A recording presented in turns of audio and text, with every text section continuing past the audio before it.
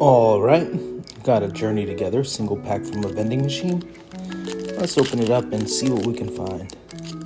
Now this set has actually been pretty good to me.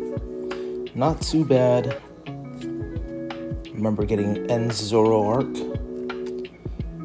Still haven't pulled the really big hit, but that's okay. I'm not really too interested in the art of the Lily's Clefairy, but if we can pull it here, that wouldn't be the worst thing in the world. You know what I'm saying? Why don't you guys let me know how it's been for you with Journey Together? I know a lot of people don't like it. They'll leave it behind at vending machines, all that kind of stuff. One more card. And, it's a little hit. I'll take that. Alright, guys.